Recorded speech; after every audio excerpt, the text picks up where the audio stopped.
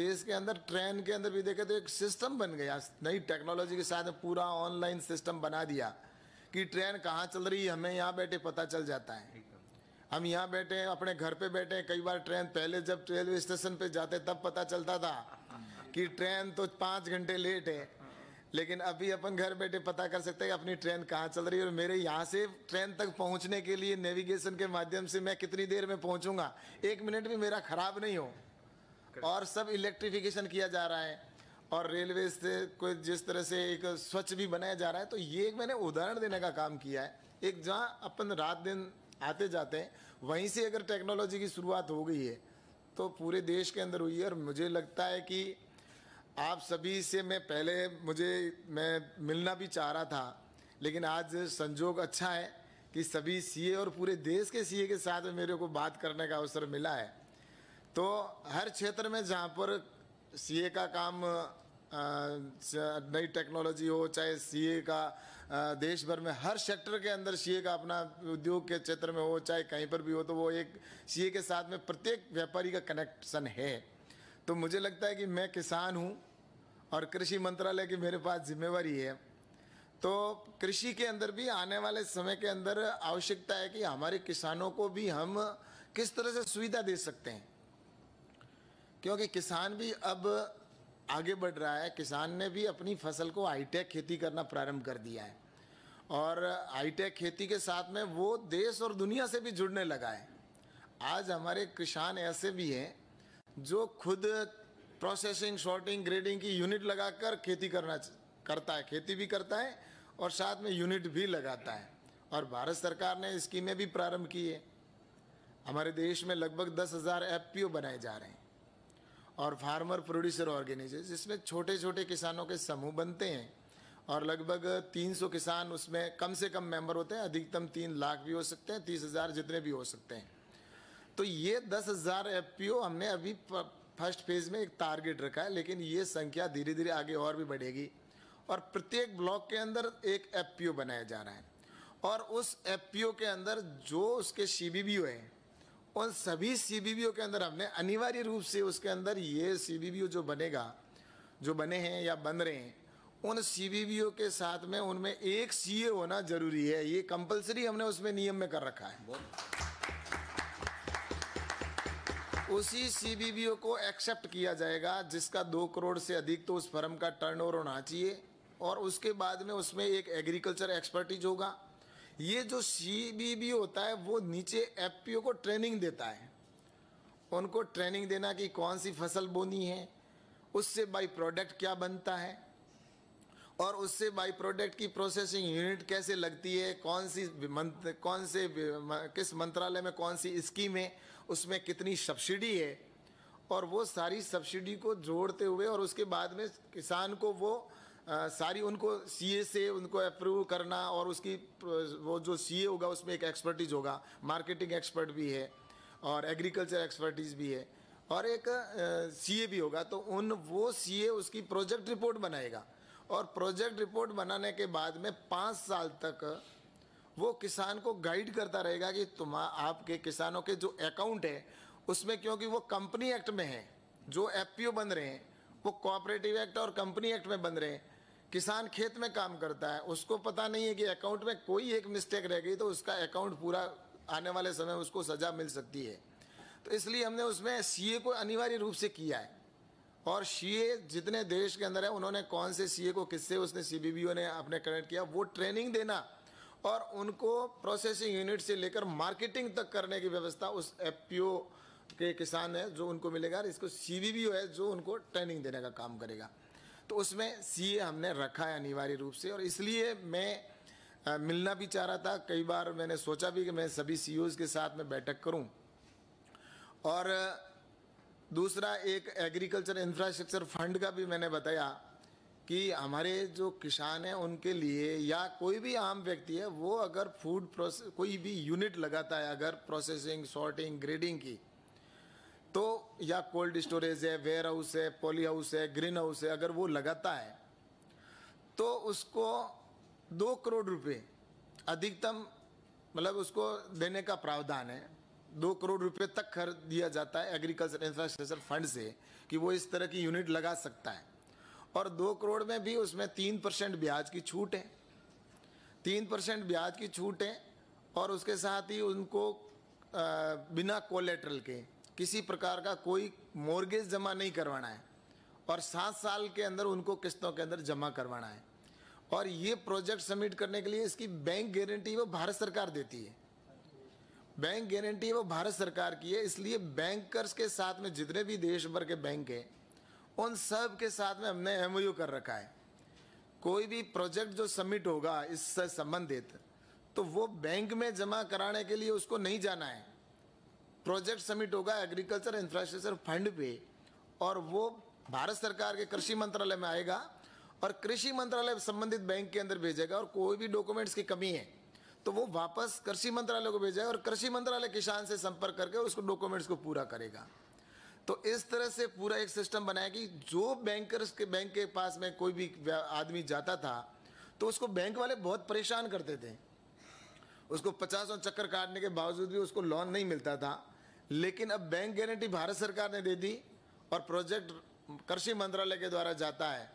तो इसके अंदर मुझे लगता है कि देश भर के किसान की अपेक्षा है ये पूरे देश से कि क्योंकि किसान निश्चित रूप से, मैं भी किसान हूँ और भी मेरे से किसान मिलते हैं, वो ये कहते हैं कि हम जाएं, हमारी प्रोजेक्ट रिपोर्ट बनाएगा कौन, कैसे बनेगी।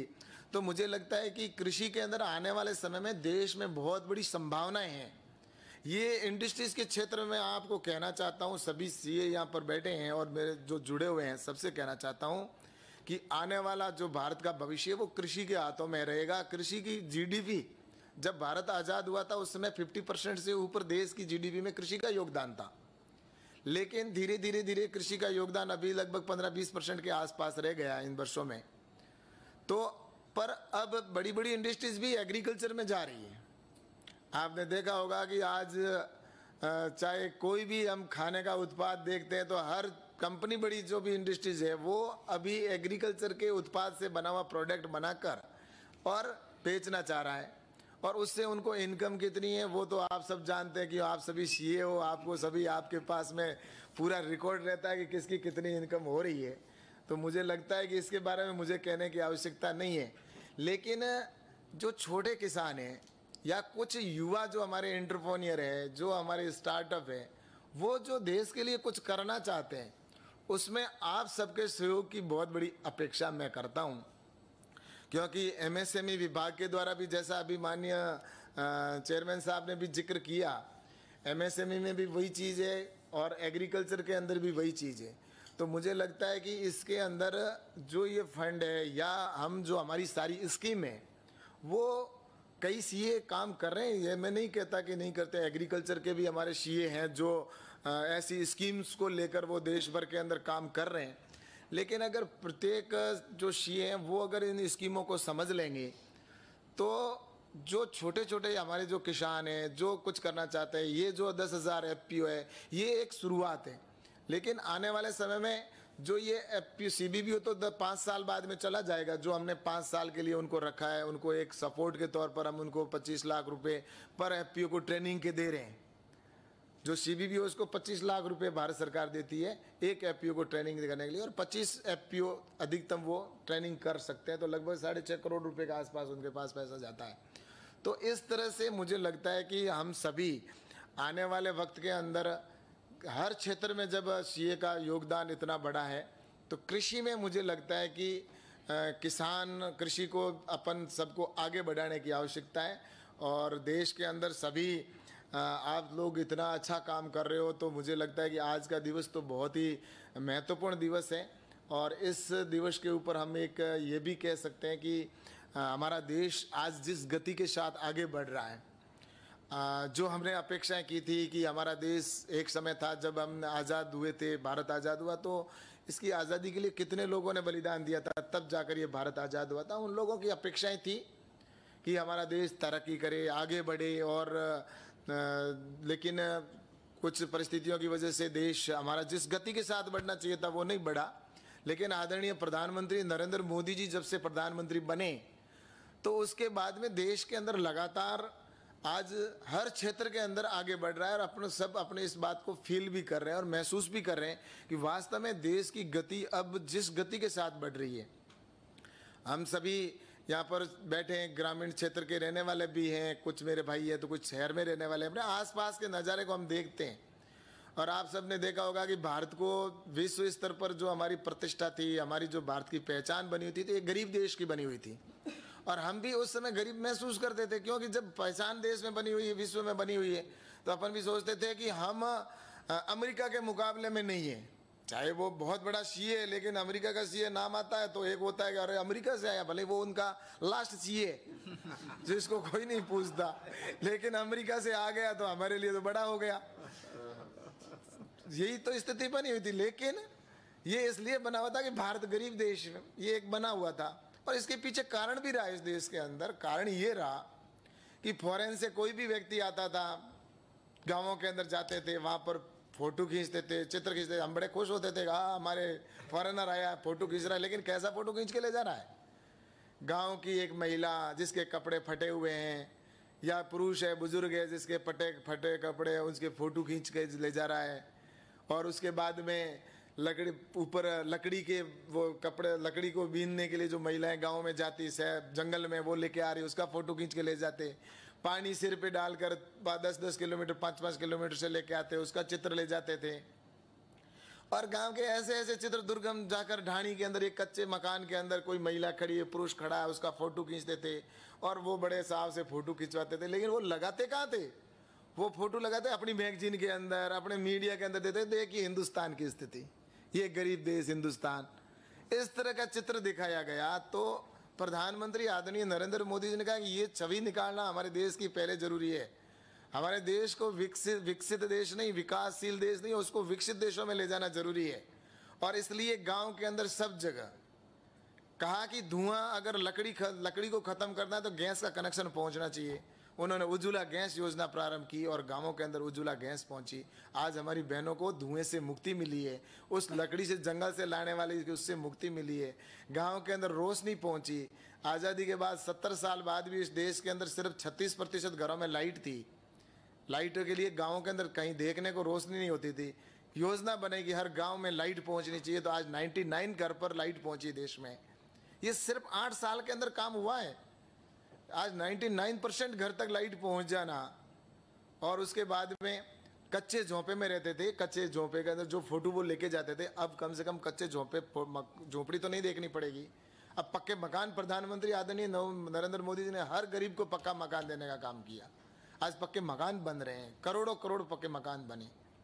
ये गांव के अंदर एक इंफ्रास्ट्रक्चर पहुंचा, गांव के अंदर सड़कें बनी, गांव के अंदर शौचालय बने। मेरी बहन बेटियां शौच किस तरह से जाती थी, बाहर जाती थी, रात का इंतजार करती थी, सड़क के किनारे पेड़ के पीछे बैठती थी, इज्जत तार तार होती थी उनकी।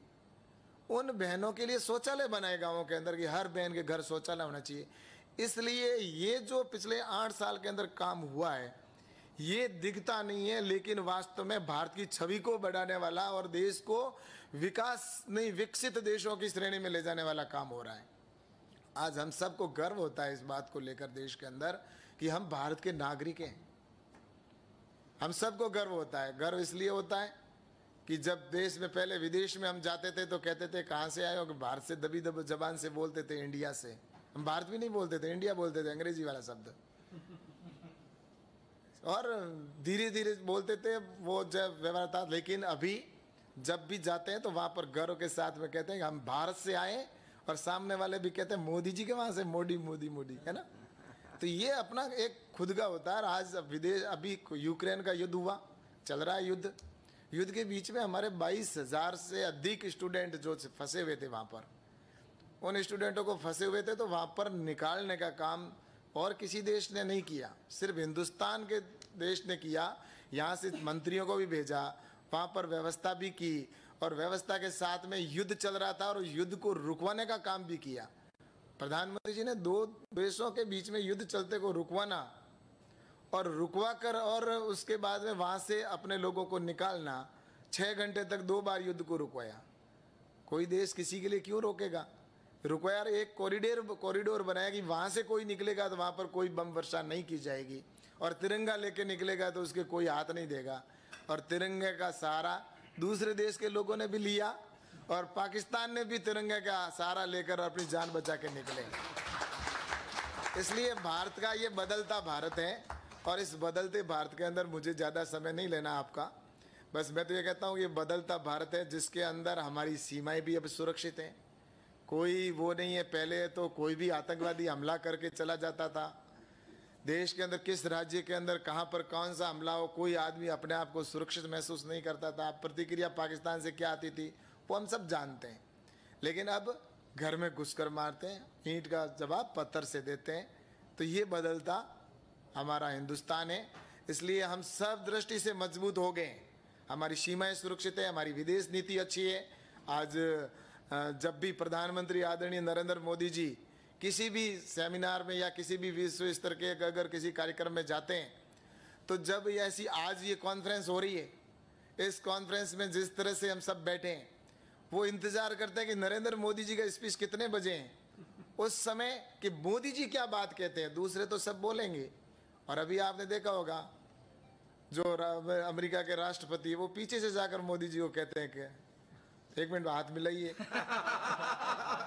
तो ये जो हुआ है विश्व स्तर पर भारत का आज ये चीजें हो रही है ना, तो ये सब बदलता हमारा भारत है और हम सबको गर्व होता है इस बात के लिए। और गर्व होगा भी क्यों नहीं, हमारे देश की प्रतिष्ठा जब विश्व में बढ़ती है तो होनी ही भी चाहिए। हर व्यक्ति को अपना एक देशभक्त होना चाहिए।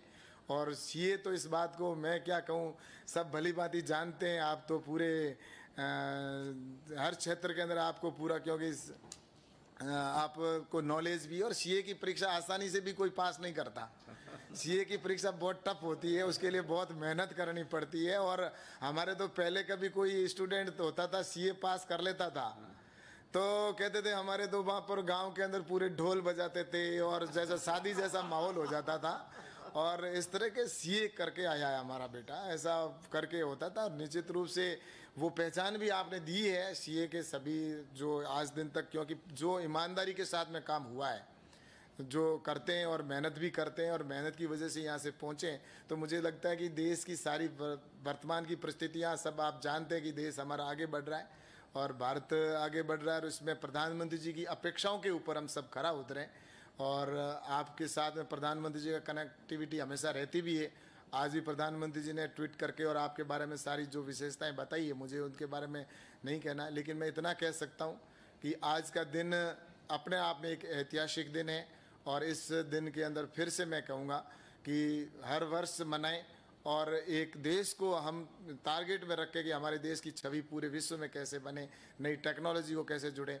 और हमारी रीढ़ की हड्डी हमारे किसान हैं, उन किसानों को हम सपोर्ट कितना कर सकते हैं।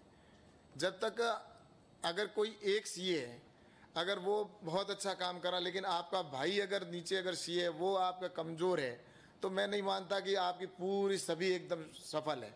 तो इसलिए हमारे वो भाई जो कृषि के अंदर काम करने वाले हैं, वो भी जब तक मुख्य धारा में नहीं आएंगे तब तक विकासशील की जो प्रधानमंत्री जी की कल्पना है कि विकसित देश बने, विकसित देश बनने के लिए उन भाइयों को साथ लेना पड़ेगा। हमें उनके बराबर, अपने बराबर उनको खड़ा करना पड़ेगा। हम एक तरफ तो एक पंक्ति है जो बहुत आगे रीच होती जा रही है, आगे बढ़ रही है आर्थिक दृष्टि से, लेकिन दूसरा है भाई ये वो कमज़ोर हो रहा है, तो उसको सफल परिवार नहीं माना जा सकता। तो इसलिए प्रधानमंत्री जी का विजन यही है कि हमारे जो किसान हैं उनको भी, गरीब व्यक्ति भी कैसे हमारे बराबर या हमें देश के अंदर वो अपनी पहचान बनाए, देश के अंदर मजबूत बने। तो इसके लिए सीए अपने आप में बहुत बड़ा रोल कर सकते हैं। मुझे आपसे ये भी निवेदन है कि आपकी जहाँ जहाँ जिले भर के अंदर और डिस्ट्रिक्ट के या जैसे स्टेट की आपकी जो बनी हुई है संस्था, जहाँ पर आपका चेयरमैन है या अन्य जो भी आपकी पूरी संस्था है, तो मेरा आपसे यही आग्रह रहेगा कि आप किसानों की सेमिनार करवाएं, उनको स्कीम बताएं। और उसको आप स्टूडेंट हैं जो हमारे भारत का, देखो मैं आपको बताना चाहता हूँ कि एक उदाहरण देकर मैं बात को पूरी करूँगा। ये परिसर जो जिसके अंदर हम बैठे हैं, कृषि के अंदर बहुत संभावना है, मैं आपको कहना चाहता हूँ। ये जो परिसर है, इस परिसर के अंदर आप मशरूम की खेती कर लो। ये जो बंद कमरा है, इसकी लगभग ये 20-30 बाई 50 का रूम है। इस रूम के अंदर मशरूम की खेती करता है अगर कोई भी युवा साथी, तो वो मैं दावे के साथ मैं कहता हूं कि इस